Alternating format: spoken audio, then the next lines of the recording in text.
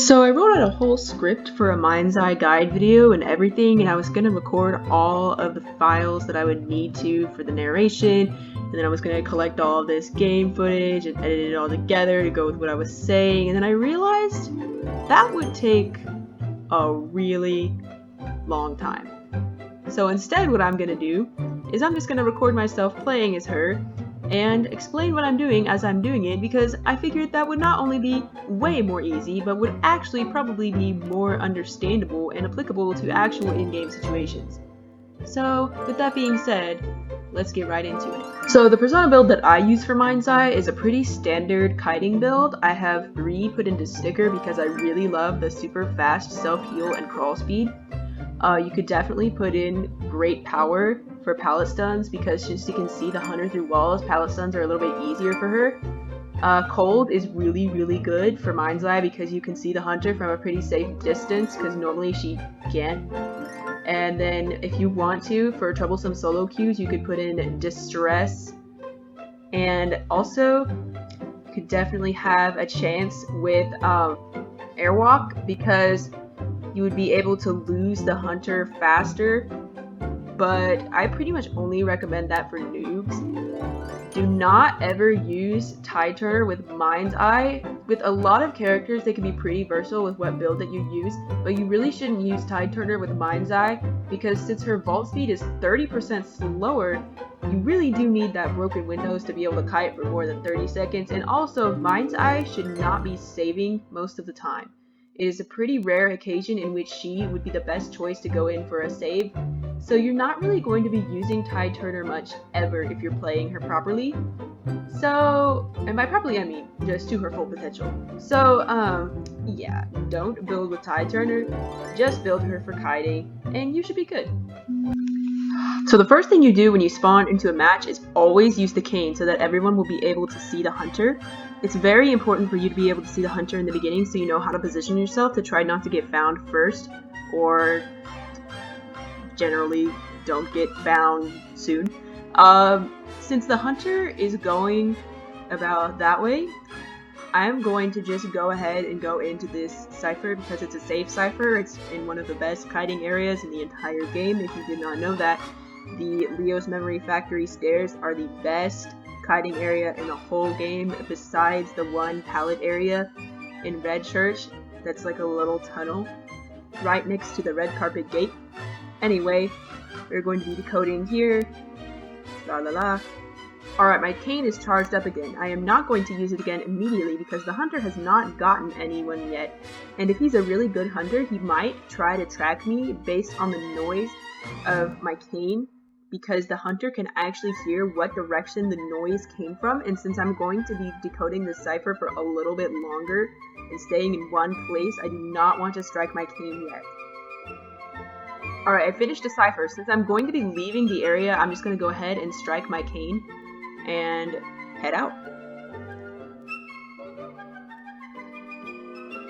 Since the hunter is way back over there, even though this cipher is in a really kind of bad place, I mean the visibility is pretty good, like it's kind of hard for the hunter to see you from multiple angles, but otherwise it's in a really bad kiting area, but the hunter is not over here and the hunter's kind of camping, so we should be fine. Generally, when you play Mind's Eye, you want to always look for the safest ciphers on the map. This is where the map awareness really comes in. You have to know where you're going. In this case, I went to a bad place kind of on purpose because, like I said, the hunter was way over there, so I know I'm safe. This hunter's a little bit potato. Maybe he's just having a bad day. We all have bad days sometimes. Alright, striking the cane and leaving. I can see he's going that way, so I'm actually going to swipe up that cipher right there.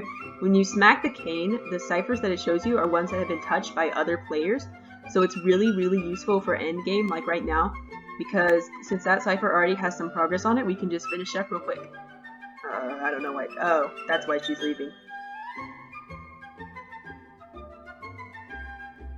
Cypher Machine Prime.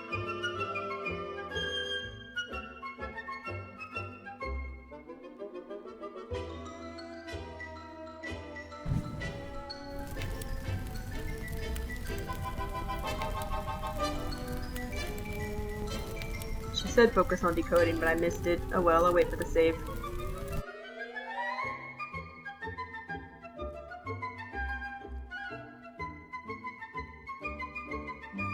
Is he gonna teleport to the wrong cipher?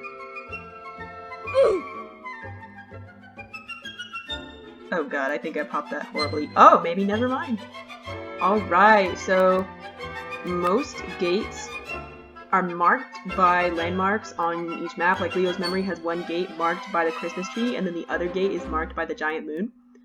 So you can keep that in mind as a mind's eye. Haha, he teleported to the wrong gate. Can you get up? You good? You can also track moving people with the cane smack, so we'll see if the barmaid's coming over here. Alright, she's on her way. But you can see that we went that entire round and the hunter never saw us. Part of that is that I knew exactly where I was going pretty much all the time, but the other part of that is my timed cane smacks, because then I was able to predict where the hunter was going to go, and I was able to see where the hunter was to see if I would be safe in certain areas.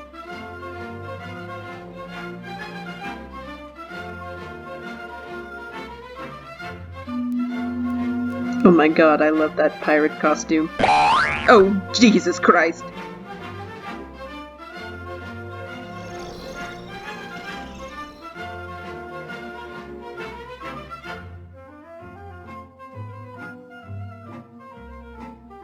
The wildling stole my safe cipher. Now I gotta decode over here in the open.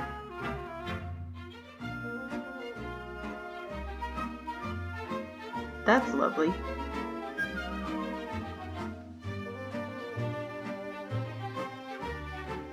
Oh my god.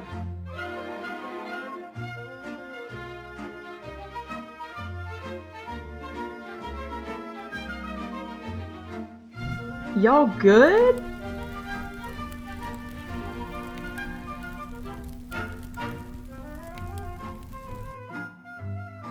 Notice how I'm not whacking my cane again because I'm seeing that the hunter is kind of slugging people. I don't want him to find me. Alright, we're heading outie. Ooh. Especially in a situation like this, we really, really want to go for ciphers that have decoding progress on them. Ooh. Oh my god.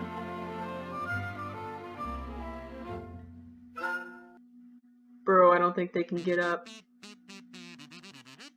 Bruh.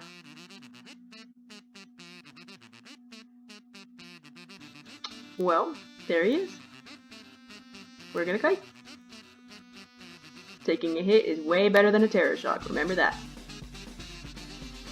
When you kite, as mind's eye, you want to go for walls because you can see the hunter through them, and that is a huge advantage.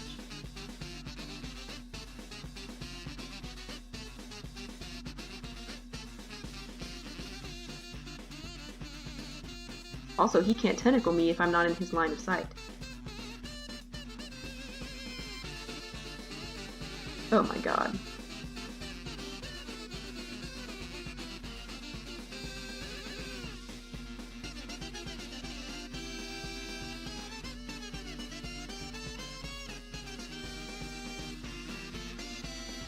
There's the dungeon. Maybe I should just wait for these guys to bleed out. See, I whacked my cane right here, and now he's gonna come get me.